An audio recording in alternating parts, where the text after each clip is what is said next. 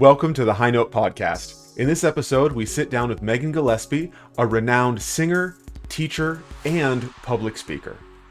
And if you're the type of singer who wants to make sure you're taking advantage of every possible avenue and turn yourself into an athlete that companies can't help but hire again and again and again, make sure you take the Mind-Body Connection quiz in the description down below. Without any further ado, here's Megan. Welcome to the High Note Podcast. I am Ted Zimnicki, founder of High Note Performance and HNPacademy.com, where we bring the tools perfected by sports science and neurology to vocal artists to turn singers into the world-class athletes that companies want to hire again and again and again. Today, I am so pumped to welcome the one and only Megan Gillespie. Megan, thank you so much for taking some time out of your busy schedule to come hang out with us for a bit. Thank you so much for having me, Ted. This is really cool. I've really been enjoying getting to know you from your videos online. Like, you're very transparent, and that's super cool. And then also, you've been interviewing like a bunch of my friends and people that I look up to. So I was like, oh, this is cool. I get to do it too. Fantastic. I appreciate that. Well, subtle plug for the previous episodes of the podcast, if you haven't checked those out, listeners. Yeah, absolutely. Keith is on there. Brooke, yes. Yeah, Yes. and there's more great ones coming. Nice. So, Megan, you have so many different potential job titles, right? You're a singer, you're a teacher, you are a music director, you're a choreographer. I just learned a few moments ago. You're a keynote speaker. So when you meet someone new at a party for the first time and they say, "Hey, what do you do?" After you get rid of the deer in headlights, what do you say? So this is actually something I train my students to do, which is how to give an elevator pitch. Mm. So what I like to talk about is more about my passions than what I actually do. So I am Megan Gillespie, and it's so nice to meet you is what I'll say to people, that I don't know, and then say, I really love watching the spark from people when they have an aha moment. And so I do that through opera. I am an opera singer. That was where I got my start, but really now I do more public speaking, workshop leading. I, am a professor or adjunct professor at Santa Monica College, where I get to teach musical theater and opera and voice classes and theory classes and see that aha moment all the time. So yeah. That is a hell of an elevator pitch. So that was the longer version, to be real. Well, we do have about an hour to fill, so but it does a wonderful job of making me want to ask more questions. So I guess that's the point of a good elevator pitch, isn't it? That's it. Yeah. That's the whole deal. So we've had, of course, plenty of other singers on here, and I would love to talk more about your singing, but what I think makes you really unique to our previous guests is the keynote speaking that you do, specifically with companies, as opposed to, schools and stuff like that. We can talk about your education, or educational experience as well, but how did you get into that keynote role in the private sector? What a great question.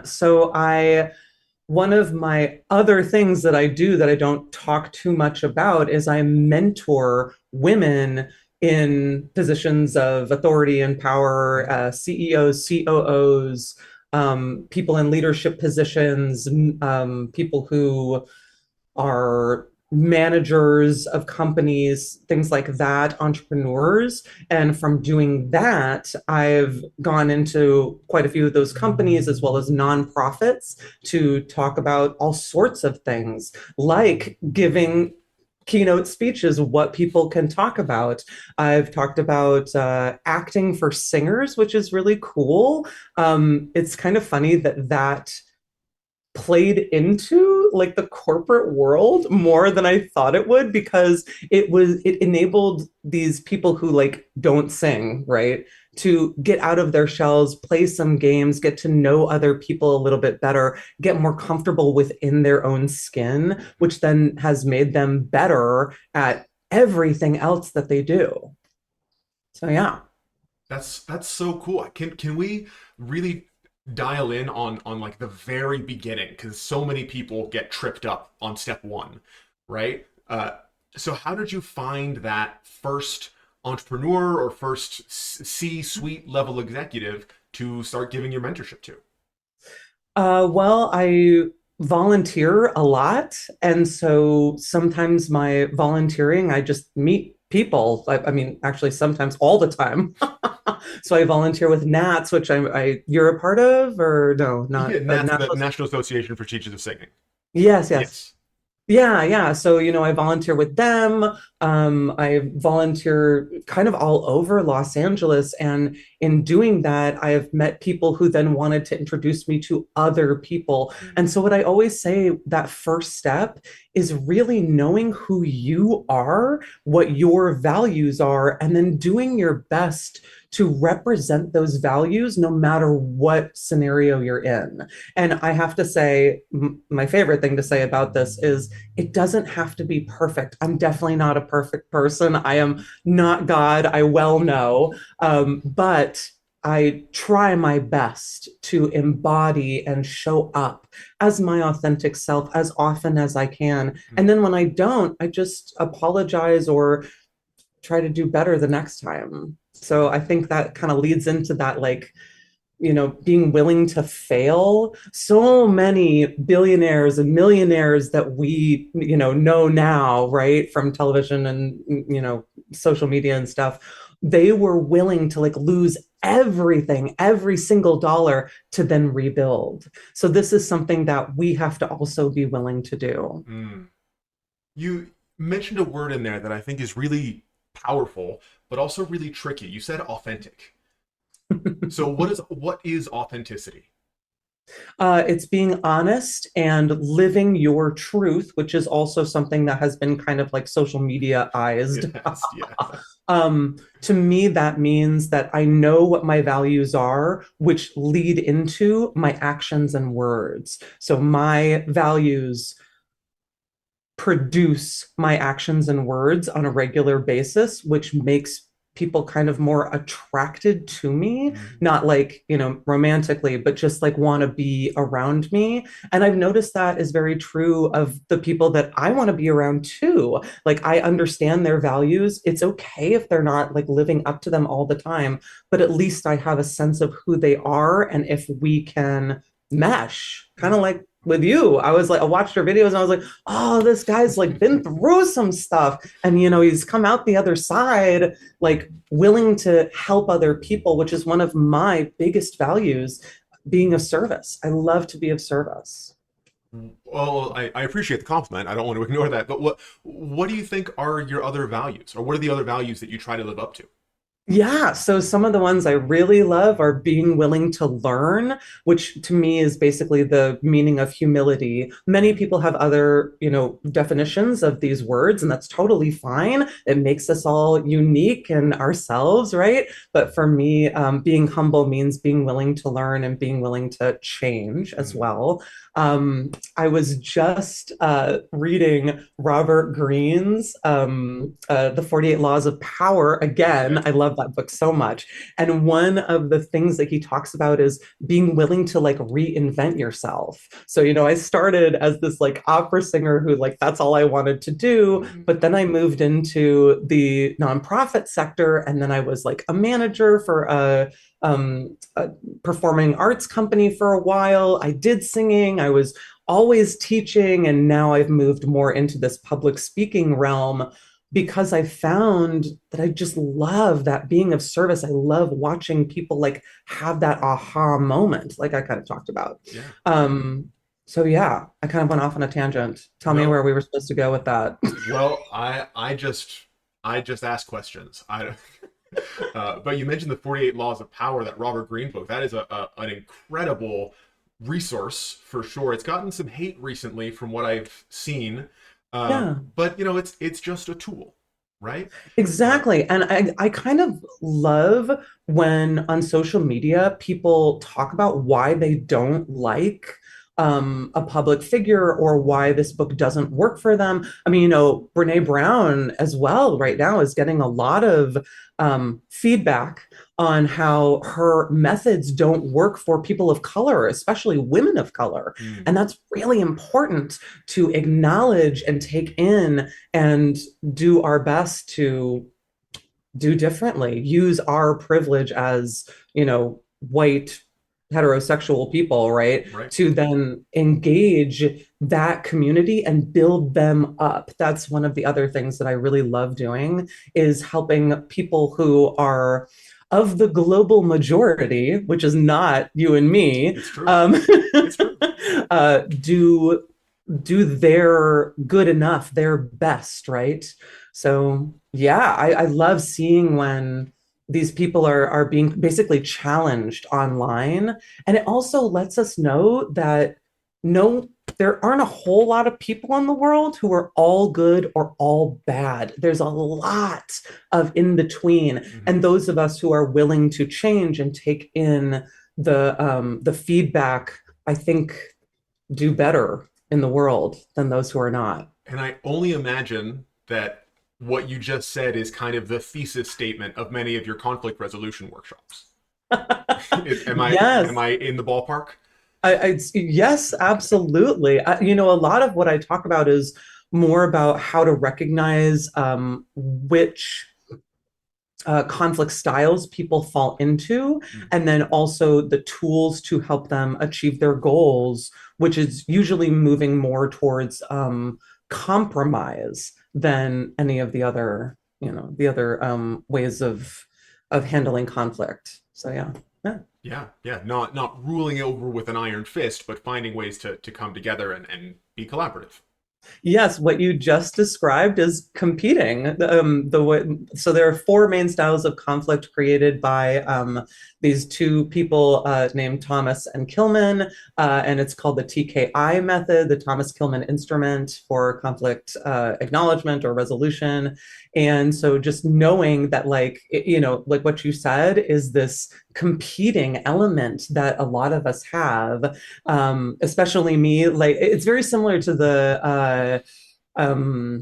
fight, flight, freeze, fawn. The Hmm. four. Yes, yes, yes. It's very similar to that, and all that instrument does is kind of show us like, oh, if you tend more towards competing, then here are some tools that you can then use to make sure that you're moving towards compromise. That's a really great way to just look at that. I find so often just the framework for how to think about different situations is so valuable. I use that all the time when I'm working with someone, if it's vocally, if it's in nutrition, if it's in exercise, if it's in mindset, if it's how to conduct yourself in the world, having a framework to just use just like that can be such a powerful tool, right? Oh, it's incredible. Yes. And I feel like as teachers, that's one of the things that makes us like sought after teachers is having more than one way to explain something. Mhm. Got to look at it differently. Oh, this Absolutely. person maybe doesn't learn the same way I do. Well, what if I explained it like this? And then they get it. And we just rinse, lather, repeat on that over and Yes. over and over again. Yeah. So these days, do you spend most of your time in a musical setting, in a keynote setting? Is it 50-50? Right now, it's kind of 50-50. I've been doing more keynote workshops than was planned last year, or well, before we turned over into 2024. Sure. But uh, I am also stage directing an opera alongside Dr. Janelle DeStefano at the Santa Monica College. That's been such a joy. It's like a cast of like 50 people. It's so huge, and they're doing an unbelievable job. And I'm very, very blessed that these conflict resolution tools and ways of recognizing things has really bled into that realm of my work as well. And it's so much easier to help my students see each other as people who are on each other's side, that we are all trustworthy until someone shows us that they're not, which is actually another book that I love, love, love. Gavin DeBecker wrote The Gift of Fear, which if you haven't read that one, I think you might like it. As a woman, it really like sparks to me because it shows me that like if I walk into every situation in my life trusting other people, like just blanket, okay, I trust everyone. This goes for in the car as well, by the way. That then it's much easier to, first of all, give other people empathy and be like, oh, this person cut me off. Well, they probably didn't mean to. They're not like trying to hurt me. They were doing what they thought was best for them in that moment, because as humans, we are very self-centered. Sure. And then also, when someone really does show me that they're not trustworthy for whatever reason, I can then trust that. Mm. It's like trusting my instincts about people. And so in the opera, the opera is Orpheus in the underworld. And so there's like a lot of moments of like sexual tension, and Sure. Sure. there's dancing, there's and we're doing it so that half of it's in English and half of it's in French. So then there's that whole like understanding what they're saying when they're not singing in English. Um, Telling them all, like, these people are on your side. You are a team. We're going to try and keep that team atmosphere as long as we can. And when someone does something that maybe gives you pause, gives your intuition a little bit of like a We would say notice that. we would I'm say sorry. increases your threat bucket. Say it one more time. Increases your. Increases your threat bucket, or overflows your threat bucket a little bit. Yes, that exactly. That to not ignore that, but also know that this person is not coming from a place of trying to hurt you. Mm-hmm. And then what do you want to do about it? Do you want to come to me as the director and talk to me? Do you want to just talk to them? Do you want to have a conversation with multiples of us so that we're all in the loop on this? Which is, haha, incidentally, one of the conflict resolution tools, which is Mm-hmm. options. If you can be the person to show others the options that they have versus just saying no or just saying yes, those people get hired like so much more often Mm-hmm. than the people who are always like, no, no, I can't do it. The end of the conversation, right? Or yes, I can. And then what they really mean is no, but they're saying yes because they think they have to. Right. Right. I So mean, instead, like finding, oh, sorry, yeah. well, just to bring another, comparison in here, it's the first two rules of improv, right? Rule one is yes and. Rule two Yes, is no and. but. Yes, yes, and no but. Yes, yes, yes. So actually, that's one of the games that I play with the 500 companies and stuff. It's Yeah. really fun. Yes and no but. Yeah. And I've spent just enough time in the corporate space as an employee to I have enough rope to hang myself with when it comes to that. But if for anyone listening who might be in that spot, come to your bosses with a solution, right? And that's I can't Yes. do this, but we can do this instead. Yes, and having, I love that you just brought that up. So it's I can't do what you asked, right? But here are two other options instead. And in fact, a lot of the time, I don't even say the first part anymore. I just Mm, say, "Oh, that was a great idea. So here's what I thought of. What if we did this or what if we did that?" And having those two options, it's really interesting what it does for people in positions of power or authority. mhm. It makes them think that they have more control than they actually do, which is one of the 48 It, laws of power. I was just thinking that it totally is. Yeah. Yes, is that, you're not saying just no, but you're also coming to them and going, ah, I heard what you said, or I heard what you wrote to me in that email. Here are my two thoughts. Which one would you rather do? Mhm. And in doing that, oh, this is genius for those of us who run a vocal studio, because oftentimes, excuse me, it has been so dry in Los Angeles. We have had like really weird weather and like high winds. So my throat is a little like, hey, what's up today? Megan, I'm Anyway, in Phoenix, so you don't have to tell me about dry. I'm been like overdoing the water. yeah. Okay, what was I talking about? My brain is going to come back to me. It was one of the 48 laws of power. How giving other people more control over a situation, but still sort of presenting the options that work for you. Um, Something about how that relates to what was going on in the opera. Uh, Yeah. Oh, okay. Thank you. That was it. You're a genius. Thank you. I For just my like ADHD brain, I often rely on other people to like be like, oh, this is where you were.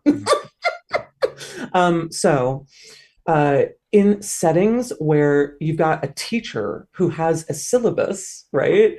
I often tell my students, like, hey, just read the syllabus and then go to the teacher and be like, so here are the two options I see from your syllabus. Which would you rather I do? And then it gives the teacher, that control, but at the same time, the student is the one really taking the control. hmm hmm So tell us a little bit more about the opera and other performance things.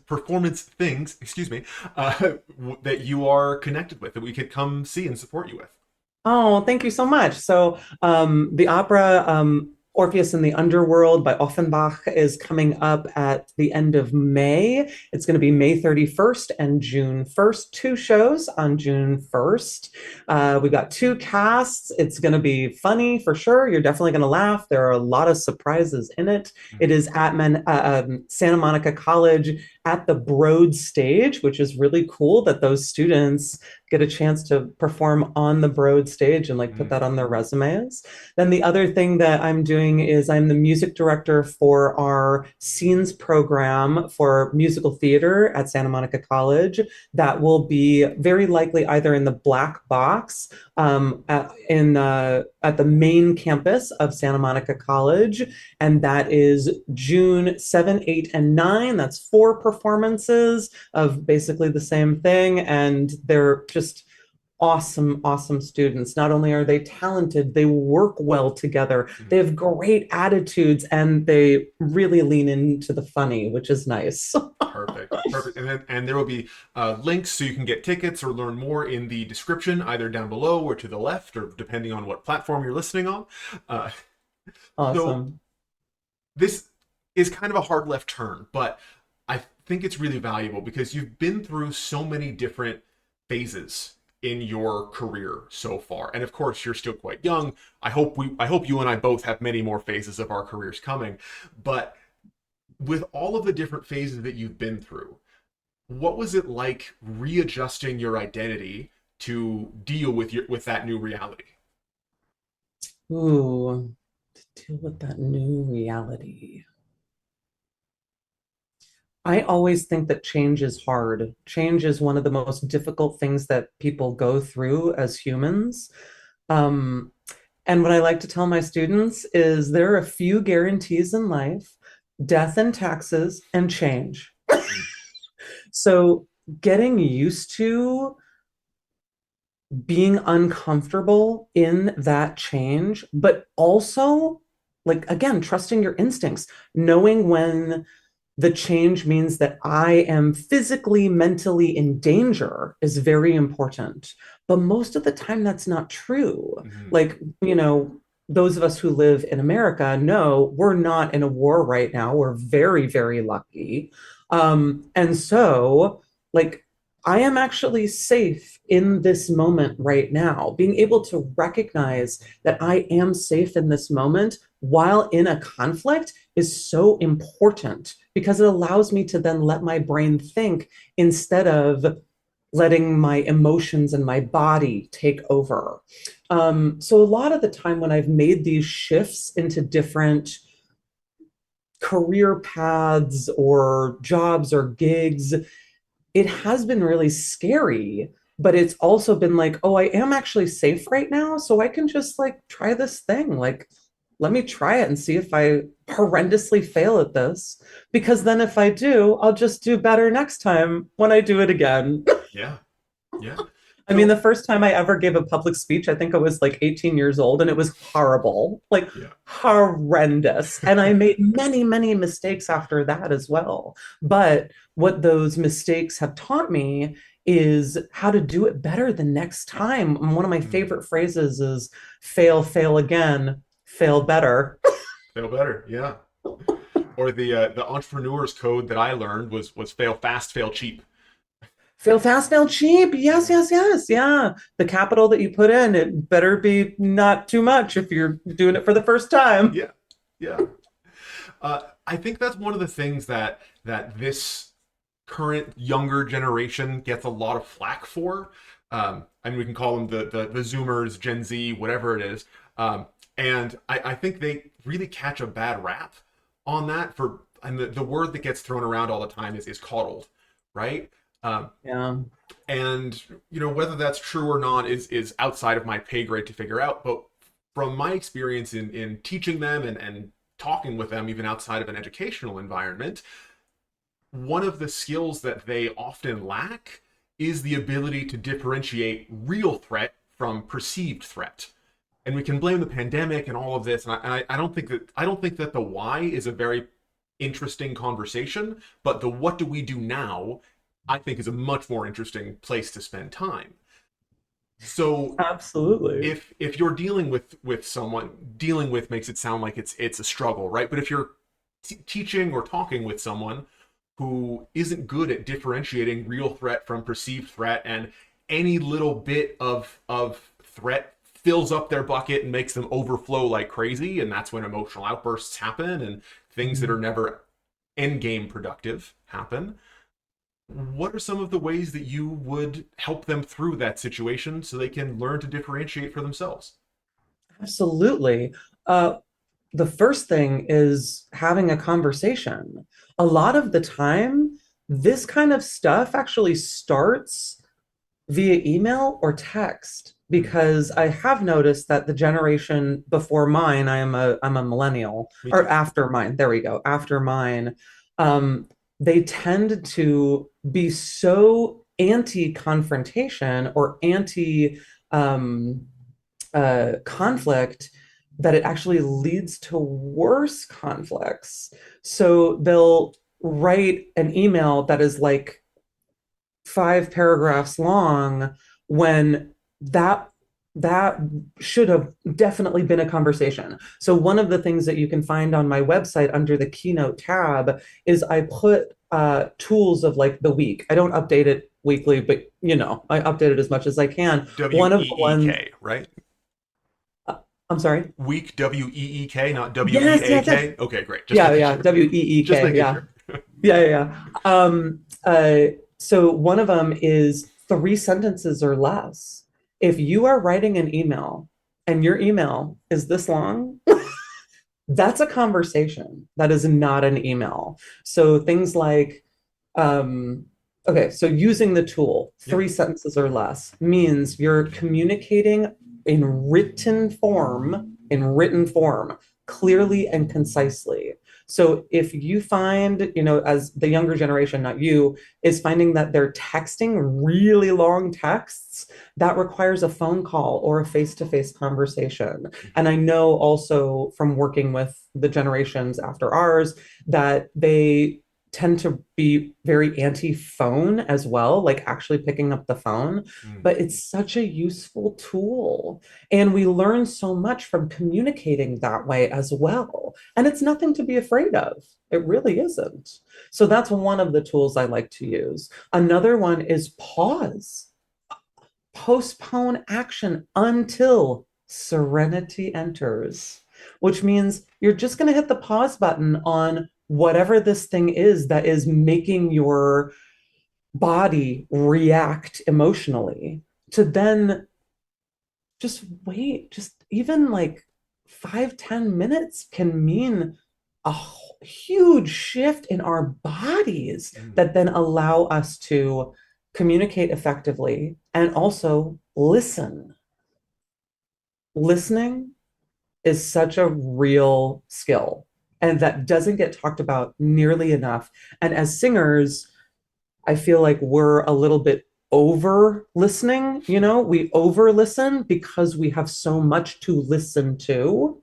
But what I'm talking more about is hearing people when they speak. Mhm. And so when someone comes to me and they're crying or they're really over the top with their emotion, I just breathe with them, which is another tool, a really easy one. It's 2 in through the nose and then out through the mouth.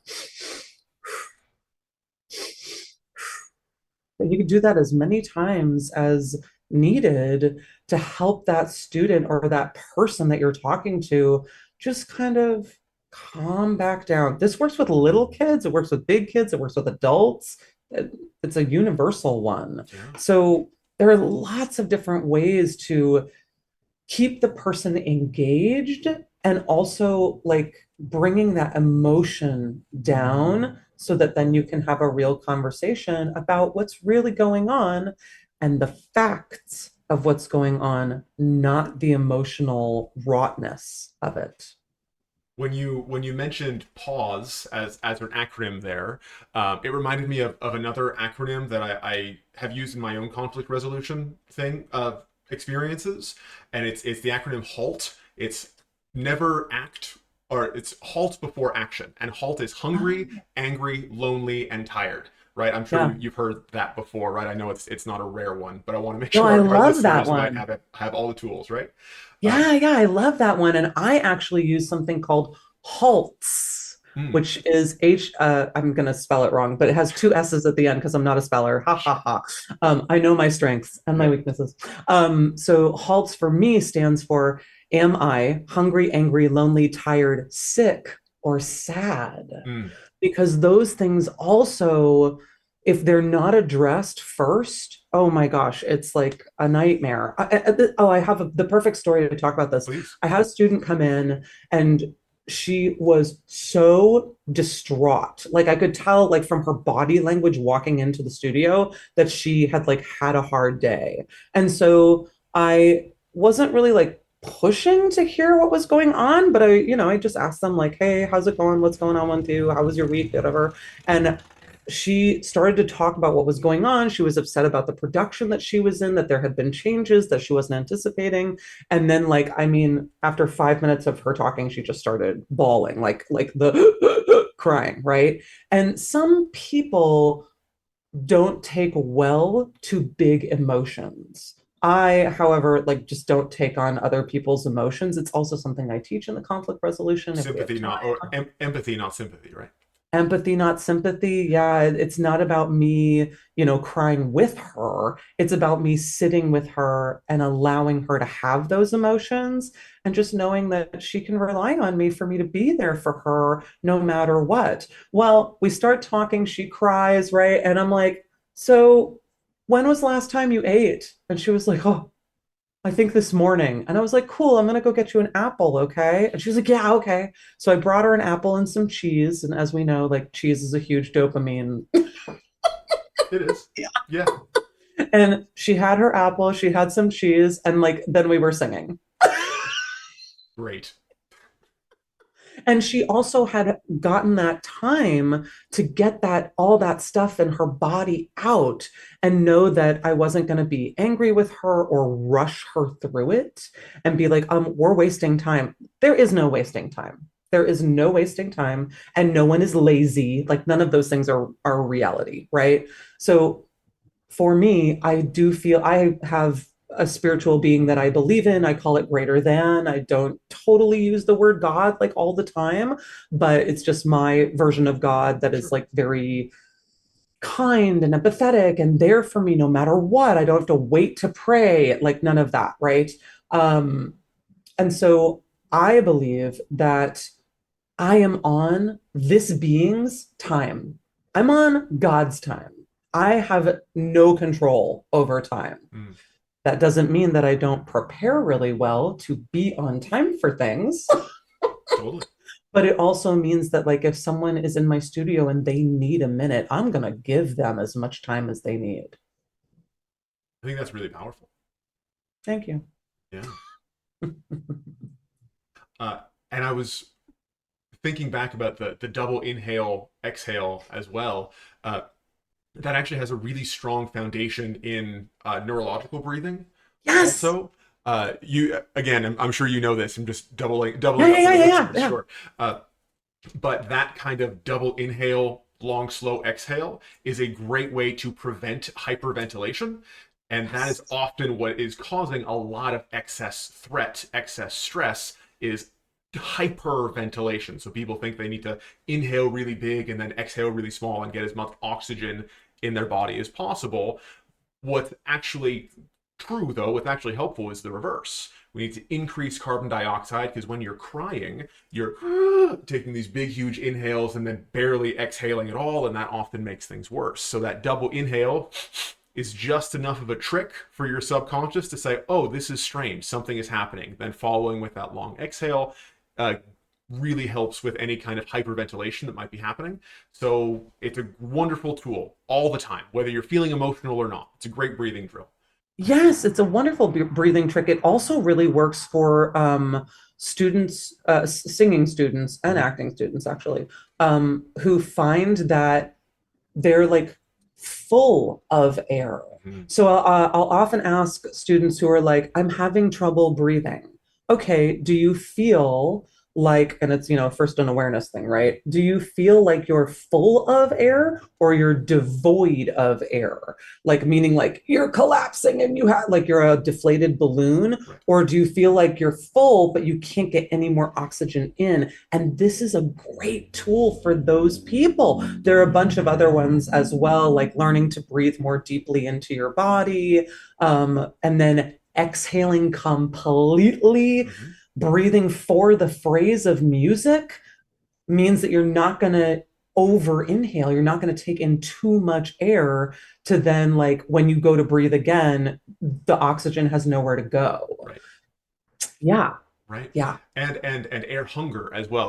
This one was a little bit more off the beaten path. I don't know if you're familiar Oh, with tell it. me about air hunger. Okay, so it also happens to be my most viewed TikTok video. So, Oh, cool. but air hunger is your ability to exist, to be uncomfortable and survive without having the highest level of oxygen possible. It's another anti-hyperventilation trick. So what you do is you fully exhale as much as you can, which is a prior skill that you mentioned, and then you do some light movement. So it might be walking 5, 10 steps. It might be, doing little quarter squats, but you do want it to be a full body movement. Uh, and Oh, full body. Okay. exactly, to Cool. increase, the level of carbon dioxide in your body and deal with that difference because your brain's going to know is right away, right?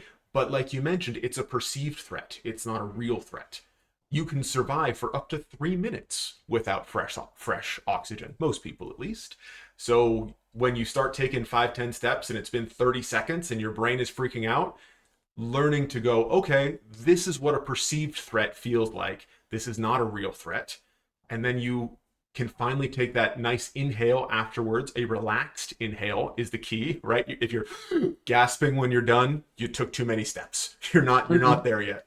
But the relaxed inhale on the way in is a wonderful way that a lot of my students have found to help regulate their threat levels for sure. Absolutely. I love that you brought this up because I was subbing for a colleague of mine last week where pretty much all week his students had like their midterms, Mm, or I don't know if it was a midterm or it was a performance that was recorded and graded. sure. And so before they all started, every single class, I had them do box breathing, Sure. which, the top of the box is where you breathe in, the bottom is where you're breathing out, but then the sides, you're holding either the oxygen that you took in or no oxygen. And what it teaches them is exactly what you're talking about, that when they breathe out for 8 beats, 8 counts, they're not going to die, that everything is okay, Hmm. that they are safe in this moment. And Yeah. then when they got up on stage, they were so much more chill because they were able to recognize, like, oh, even if my body is trying to help me with the fight or flight, this isn't actually necessarily true. And now I can help my body recognize what's really going on and use that energy for performance. Yeah, exactly. Exactly. Uh, we call that body system.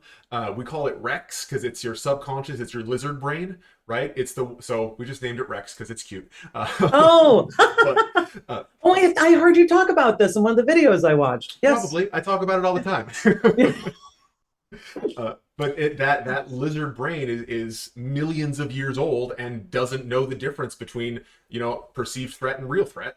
So we have to get this evolved brain that we all have to go, okay, like this is the difference. And then it's okay, Rex, calm down, chill, relax. Uh, I promise I got you. yeah. Unfortunately, Rex doesn't understand language, right? So we have to communicate through things like oxygen levels, and that's one of the reasons why breathing can be such a valuable tool to combat threat. Absolutely. And listening as well. Mm-hmm. One of my favorite meditation techniques to teach performers is to sit in silence and listen to the world around them. And so like I'll have them uh say, okay, you're gonna sit here for 30 seconds and just listen to the room. And also notice if like your brain is talking to you, because it's helpful to know like, is my inner monologue like going off right now? Yeah. And then after like 10, 30 seconds, whatever, I'll have them start to say the things, like just name the things that they're hearing. And in doing that for like a minute, doesn't take long. They all like ground into their body. It's wild to see. Yeah, maybe we can do that for 4 minutes and 33 seconds. Uh,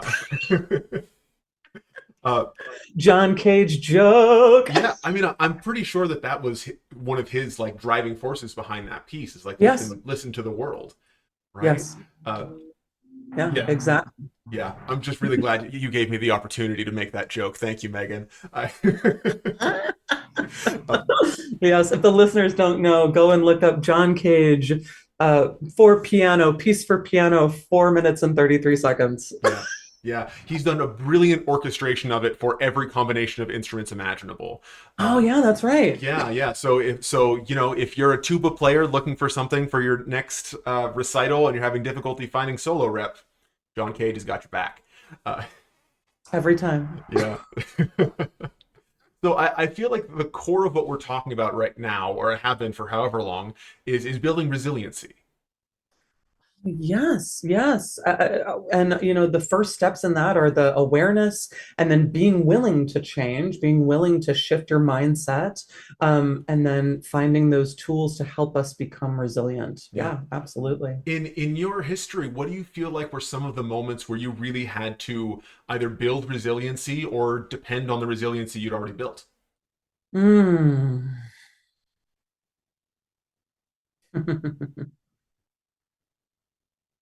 I'll give you a great story. So, this one time, I was working as the manager of a performing arts company, and it was a big job. Like my job description was very, very long. I had a lot of responsibilities. I also had other people in the office kind of working under me. Mm. Well, I found out that one of my colleagues, who I was managing, or she had been there for like, I think 6 months or something and had gotten a raise. And we were friends. So when she told me this, I was just like, first of all, like mortified because I had been there for 5 years longer than she had, Oh. and or maybe longer than that. And so my body like took over in this like fight mode because I used my go-to emotion very much used to be fight. And so I left the office that day like in an absolute rage. First of all, I'm very lucky I didn't get into a car accident.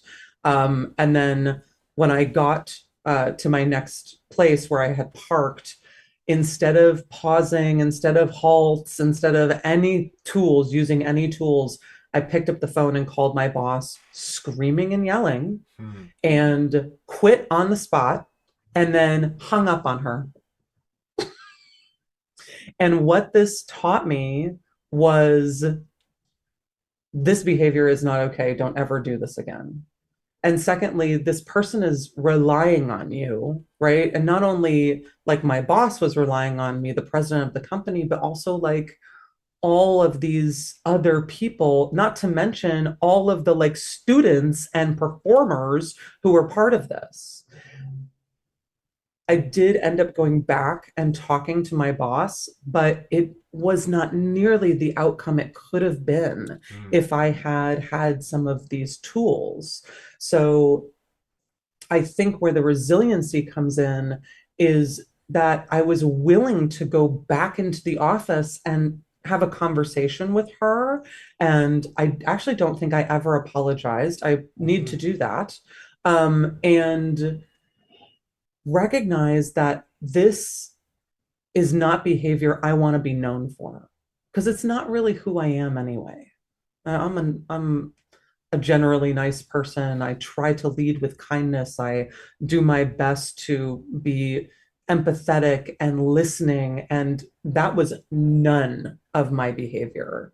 And so the resiliency comes in where we had the conversation. I actually did stay in the job for, I think, another year oh wow. after that. But what it taught me was, oh, this maybe isn't the right position for me. Mm, And so, like, great, I was resilient in that I went back and I did the thing, but now it's probably time for me to find something else. mm.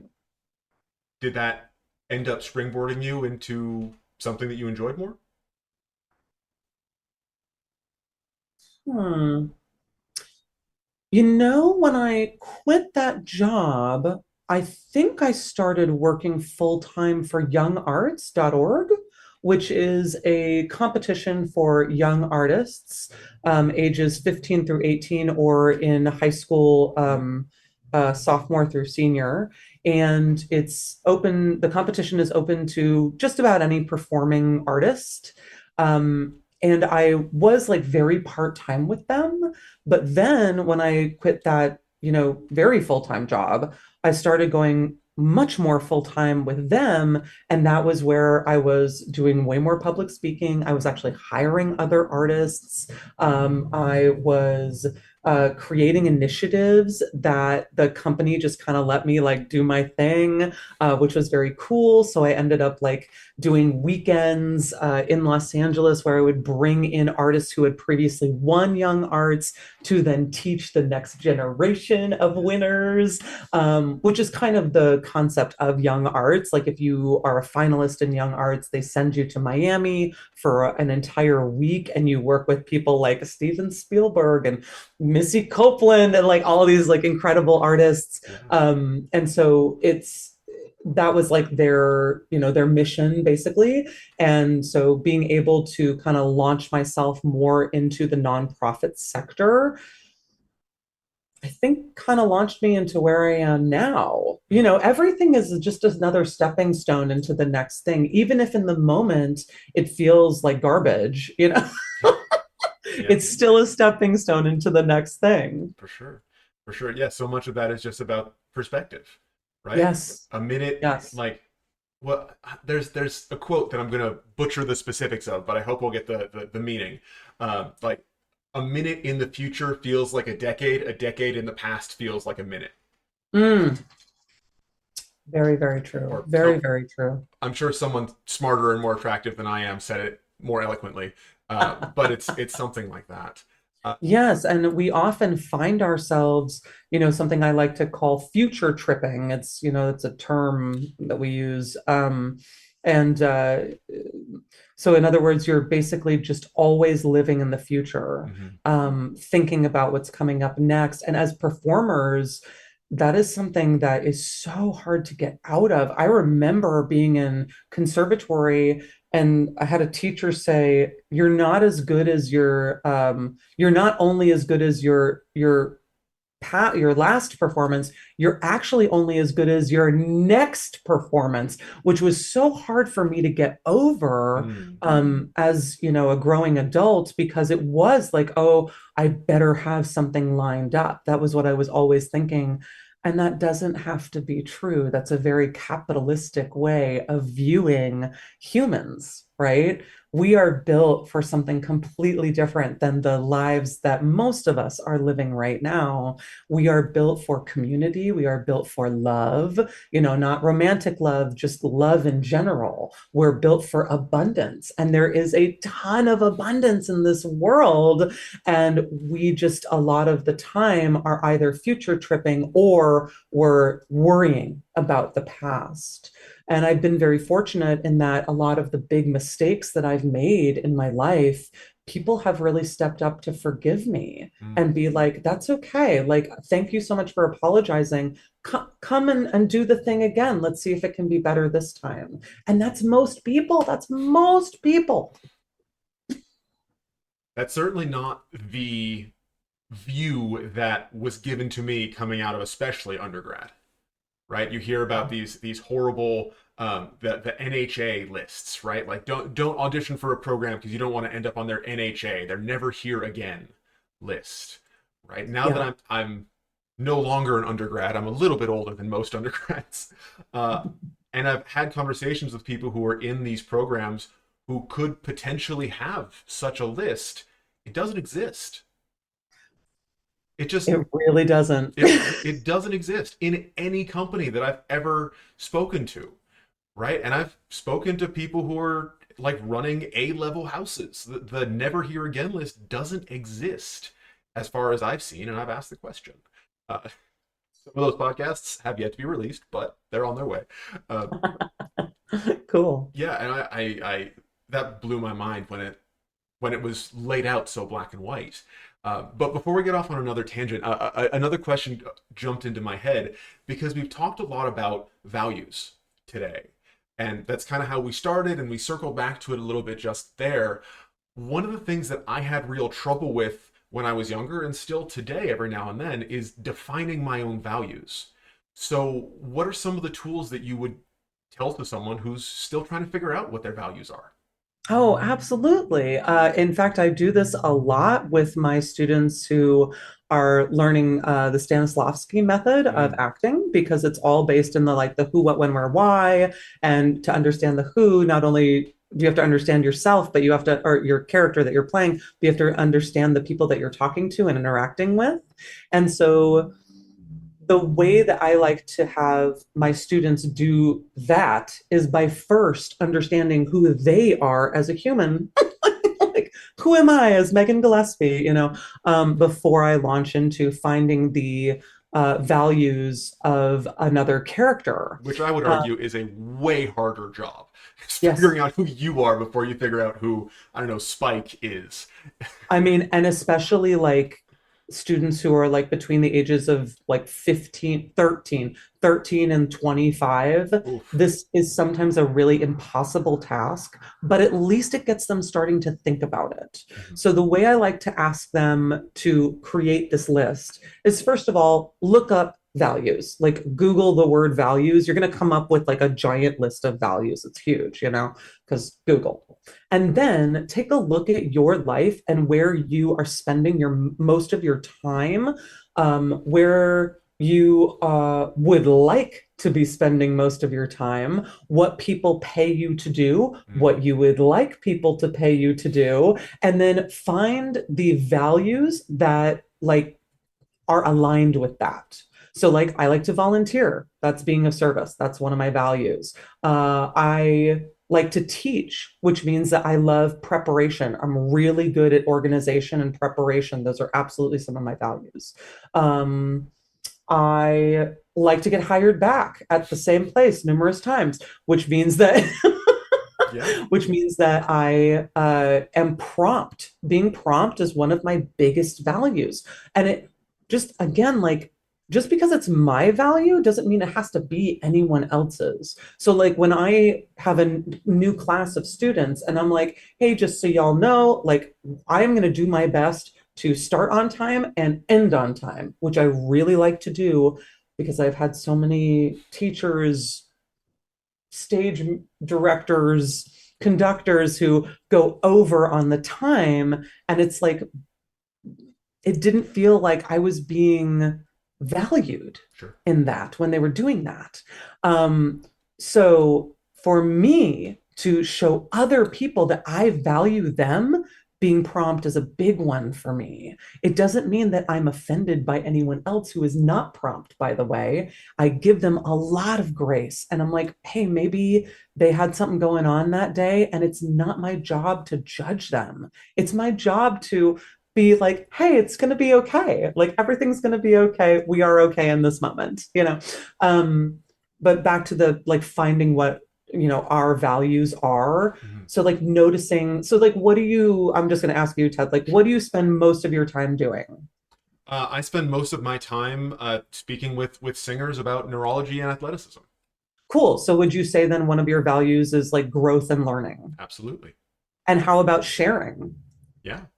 Yeah, because you're like doing all the production side of these podcasts and then posting them online. I mean, that's a huge undertaking, by the way, like, to do this stuff. And I'm sure you have it down to a science now, but like it's a lot, it's a lot of admin, basically, right? So being willing to share with others is a big value. And then, like, what's something that you wish you did more of? Uh, I mean, I'm sounding like a broken record, but I wish I did more about teaching singers about neurology and athleticism. Uh, Okay. So, being of service is basically being a teacher, right? Being willing to share our experience and hope and, yeah. all that strength, all that stuff.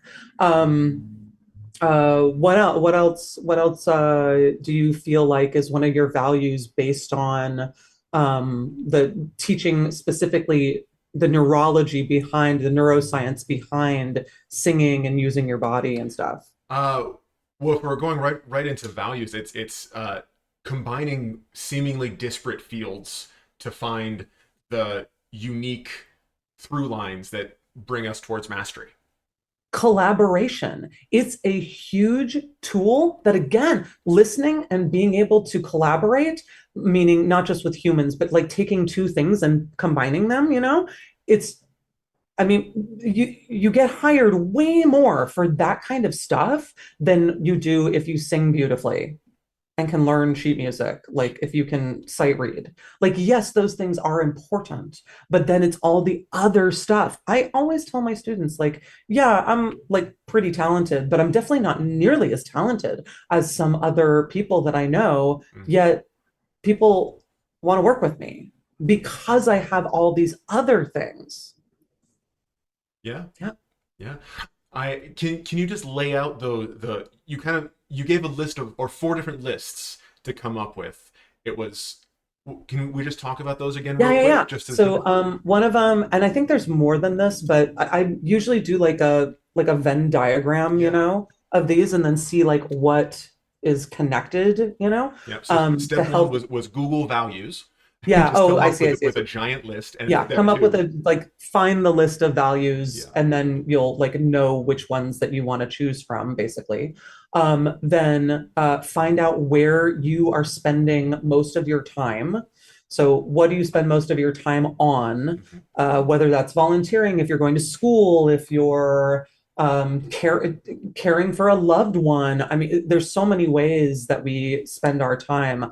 This is also a really good way of finding out if people are addicts, right? And if they need 12-step programs. Mm. Because if they're spending most of their time thinking about their next fix, right? Or drinking or whatever it is, that's their value. It's just information. It's not bad or good. So anyway, so then like figuring out where you spend most of your time and then linking that thing to one of the values on the Google list.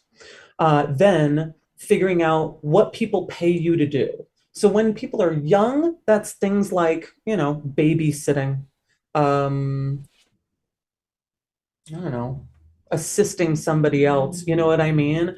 And so like finding the link between like what is the value that is taking care of children.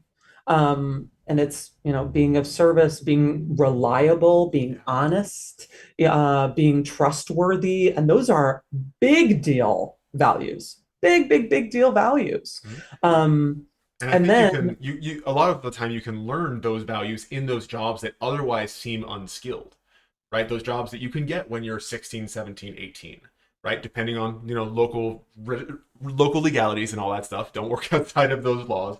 But like yeah. stocking shelves at Lowe's hardware store taught me a huge amount about how to be specific and how to make sure that things look nice and keep it presentable. And being able to show up on time for a job, Yeah. like being able to have a conversation with your boss when things are uncomfortable. Oh, I'm not going to call him out, but someone I'm related to. Okay, that narrows it pretty far, but I Yeah. He's in the healthcare field. sure. And instead of like having a hard conversation with his boss, he'll just quit his job and find another one. Huh. And I'm like, dude, just talk to the person. Like they'll probably help you stay where you are if you like the job. But that Yeah. says a lot about one of that person's potential values, Yes. Yes. right? Exactly. I think And what you laid out that really attracted me to those lists was you start off with the things that you are doing. And mhm. then the second list is what do you want to be doing? And you start Yes. off with what are you getting paid for? And then you go to what do you want to be getting paid for? Because I Mhm. firmly believe that you don't get to choose your values, you only get to demonstrate them. And so by 100%. yeah, and so when you start with what you are doing, what you are putting into the world, I find that to be a much more helpful lens than what do you want your value to be. Like I want to value honesty, but I'm going to lie at my first opportunity. Well, then you don't value honesty. I want Right. to value health and fitness and my my myself, but I'm going to spend the next 3 hours doom scrolling on TikTok instead of meal prepping and going to the gym. Well, then you don't value health and fitness. And kind of like you mentioned, like all, I won't say all, most values are okay as long as you're honest about it. Yes. Yeah, absolutely. Something that and this kind of changes a lot, but I've been thinking about is like, what do I want my life to look like in 5 years? And I'm like, I want to own a beach house that has a huge foyer so that I can put a piano in there and have students come and live with me Mm. and learn from me, like we used to do back in the day, I was gonna say where like going students real would, old school, like going yeah, Schumann really style. old Yeah. school. Yeah, yeah, yeah. Where it was like, you had students who would just like either move into your town and like within walking distance of the teacher's home Hmm. so that they would just show up every single day and work with the teacher half an hour, whatever it was. And like within a year they could be working. And what they would do for those, in turn for the lessons, they weren't normally paying for them. They were like doing service for that teacher. Like, here's the admin that I can do for you. I will cook for you. I will clean the house. I will walk the dog. Those kinds of things. Yeah. I will care for your elderly parent. I mean, this is exactly what they did in Italy way, way back in the day Sure. to start a career. We just don't have that anymore. Yeah. We live in much more of the capitalist world. Yeah. It was much more of a trade exchange than Yeah. anything else. Uh, so there's a few questions that I kind of want to ask everyone who comes on, and I know we're kind of we might be pushing past time a little bit. I hope that's okay. Yeah, Uh, that's fine with me. Yeah. okay, awesome. And the first one is And about thank you for asking. of course. The first one is about auditions, right? Because Yeah. most people who listen to this are Hang on singers or one second. involved in the performing arts. There's What's a that? very loud okay, great. I think Okay. he's done. Sorry, Okay. yeah, a truck All right. drove by the building. Maybe Yeah, no, uh I live in a very busy street and then all of a sudden I can't hear you. So oh, one more time. okay. So the first one is about auditions because most people who listen are singers or involved in the performing arts in some way. So when a singer comes into audition, what are some of the things that you would love to see from a brand new singer that you've never seen or heard of before? That they take a moment on the stage, that they walk with confidence, meaning that they're like, I can see their heel to toe walk is grounded, that they're being present, they're in the moment in here in this audition. They're not thinking about their last audition and how terribly that went or how well it went. They're not thinking about, oh, what I have to do after this. They're here right now with us. Some other things I like to see is the deep breath before they ask their pianist or their collaborative pianist to start. That,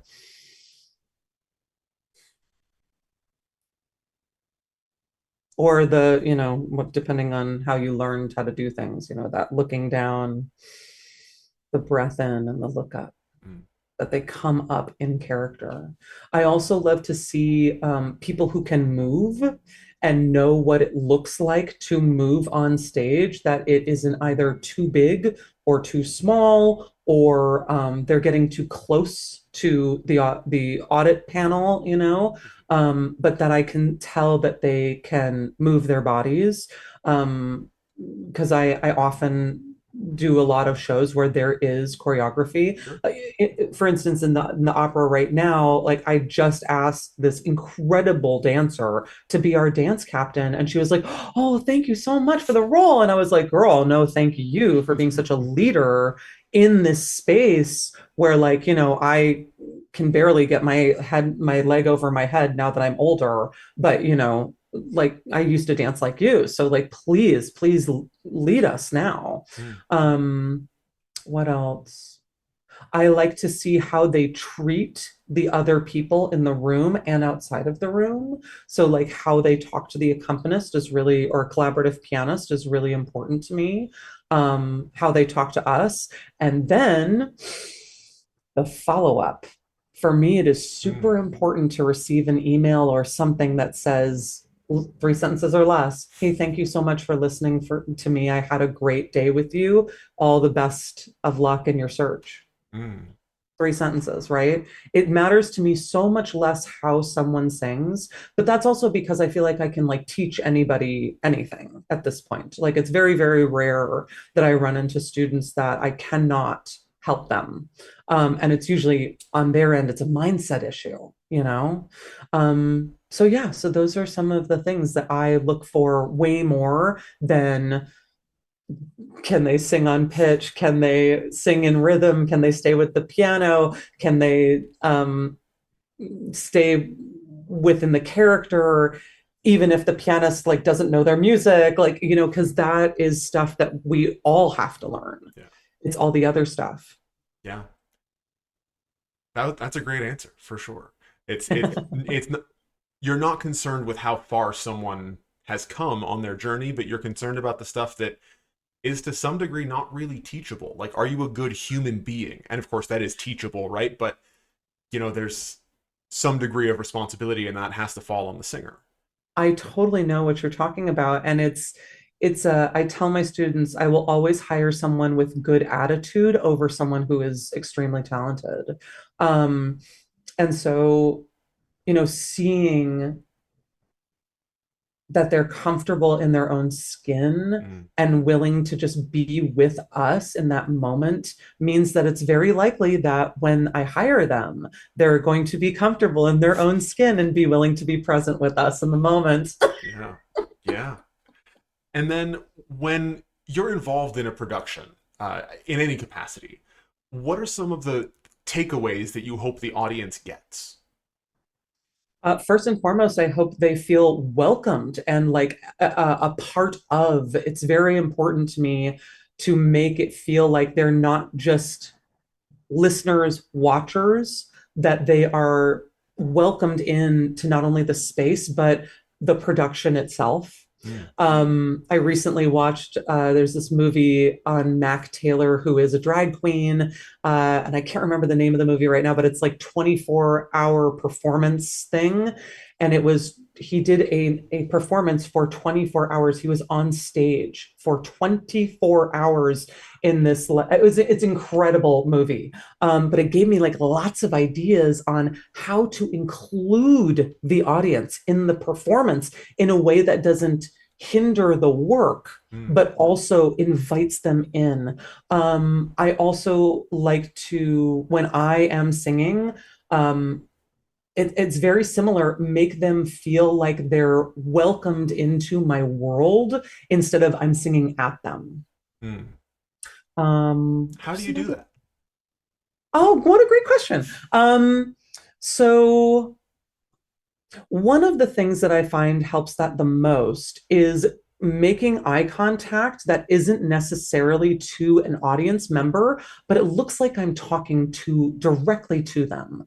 Like I can visualize their face and, oh, they're smiling now. And so, my reaction is to smile back. And I'm going to sing you this song. And this person is actually having a reaction to what I'm saying or singing. Mm. And it makes it so much more real. And it makes each individual audience member feel like I'm singing to them. You know what I mean? Like I wasn't looking at you anymore, but did it kind of feel like I was still talking to you? Yeah, that's kind Fingers of one of the crossed. things. Yeah, right. Yeah. Yeah. Yeah. Um, One of the other things is using body language in performance, which isn't something that's talked about a whole lot, but I do talk about it in the Acting for Singers workshop that I do. And our body language is so important because it needs to match the tone of voice that we're singing with or speaking with. Our facial expression needs to match that. Um, yeah, I mean that's two of the bigger things I use. Yeah, I bet that's also a big part of the reason why written communication shouldn't be more than 3 sentences. exactly. Yeah. And then what are some potentially like some final words that you might love to leave with the audience? I always want to make sure that my guests have the last word on this. So any parting wisdom that you might want to give to any young singers or old singers or just random people listening? I love to end my classes, lessons, anything, workshops, keynotes, anything I do with this. If no one has told you today, you are loved. You are loved and you are needed. And if no one's told you today, I'm proud of you because you listened to this entire podcast. And if no one's told you today, you are worthy. You are worthy, not because you're talented or rich or beautiful or have any other privileges. You're worthy because you are human. So please go out into the world and treat yourself like you are human and treat others like they are human too. Beautiful. Beautiful. I love it.